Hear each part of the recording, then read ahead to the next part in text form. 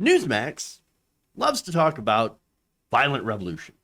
It seems to be a theme in conservative circles. They love the idea of cosplaying patriot and revolutionary. So now I'm going to show you a video of Newsmax host Chris Salcedo suggesting that states will enter into a rebellion against Biden's socialism and likened it to the rebellion in Star Wars. I'm going to show you the first half of that video. Take a look. As socialist Democrats show their hatred for our Constitution, the rule of law, and our country, as they show their hatred for our people, an awakening is occurring. It's an awakening that the biased press can't hide. Despite the left-wing media's best efforts, the American people, blacks, Latinos, whites, and Asians, they're starting to connect their misery to the socialist Democrat policies that are causing that misery. Okay, hold on here. Socialist policies. Which ones? Can you name any? Do you have any idea what you're talking about? Honestly? All right. So, Joe Biden has been president for a while. And, okay, he's got an agenda. And he's passed a couple of things. And so you might be wondering what he would consider to be socialist policies. Well, I guess one of them would be the $1,400 checks.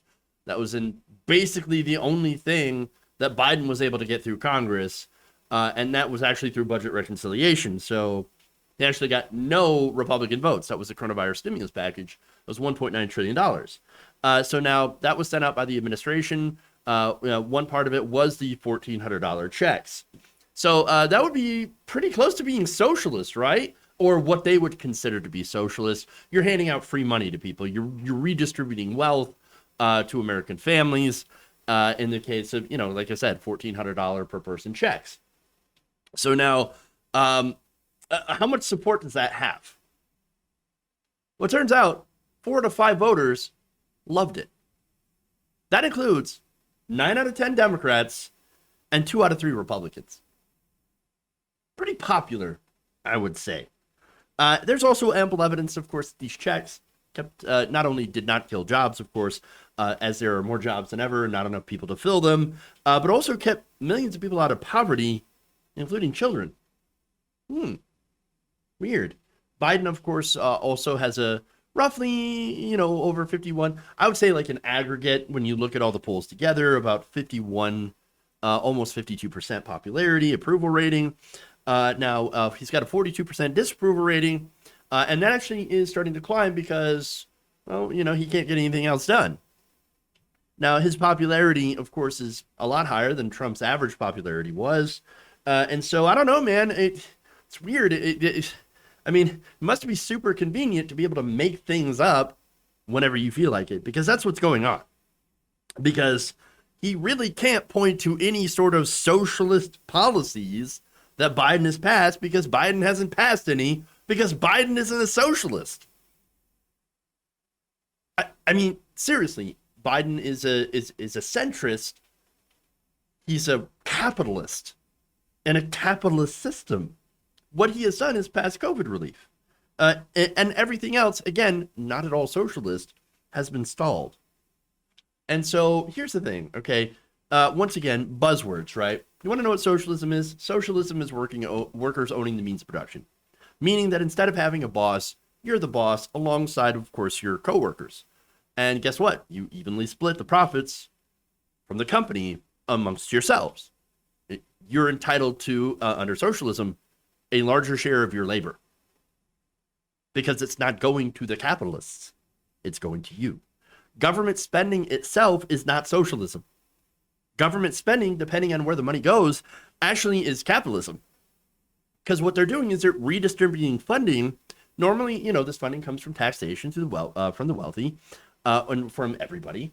And they are basically redirecting it to where they think it's needed. Now, obviously, of course, the problem with our system is that we've got money that goes oftentimes to places where it's not needed, like a defense budget, or like to oil companies in the forms of subsidies. And that, of course, is a product of corruption, money in politics, which again is a form of corruption, when you get to literally buy off politicians with favors, lobbying, things like that. So I have no idea what the hell he's talking about. It's just nothing but buzzwords and drivel, no substance. But don't worry, we are not quite done with this guy. There's more. This sea change wouldn't be happening if Biden were halfway competent and had the stamina to stand against the anti-American elements who are making policy in his backward administration. And because of their extremism, I expect more states will rebel against the lawlessness that is harming so many Americans.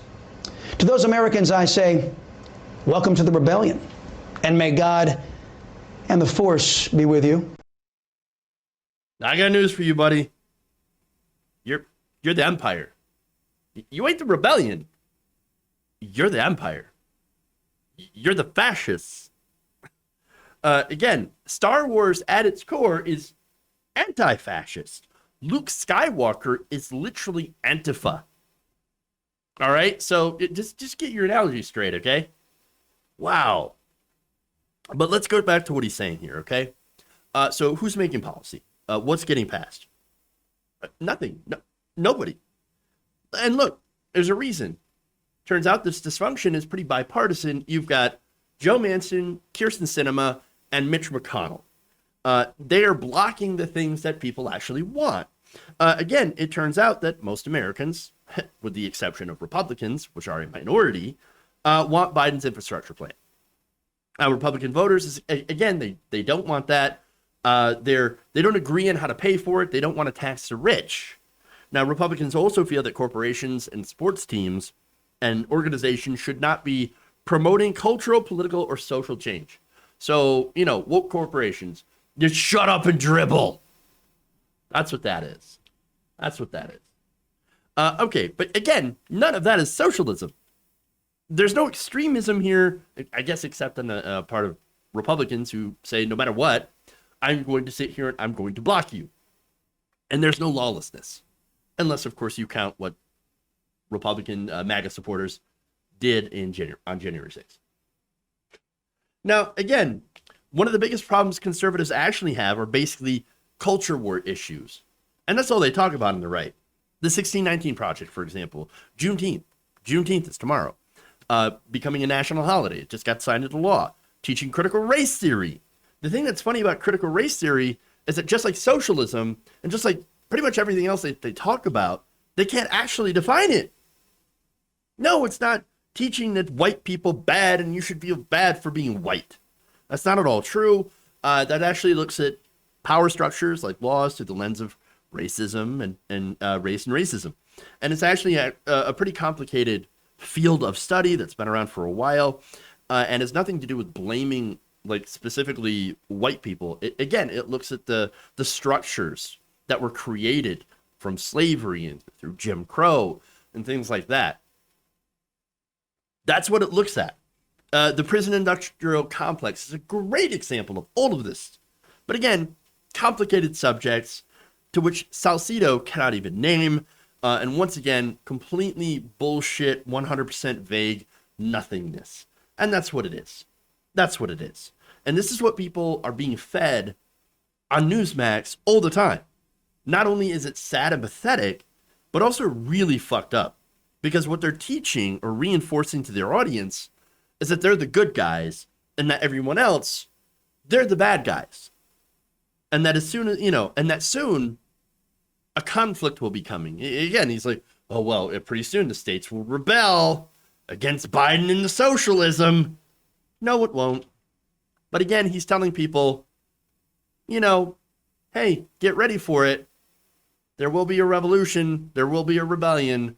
And you know what that means when it comes to the right wing? Arm up, get your guns, and get ready for violence. If you enjoyed this video, please give us a like and share with your friends. You can subscribe and help out the channel by becoming a patron. It's patreon.com/Jeff Waldorf. Or you can become a channel member as well by hitting the join button below.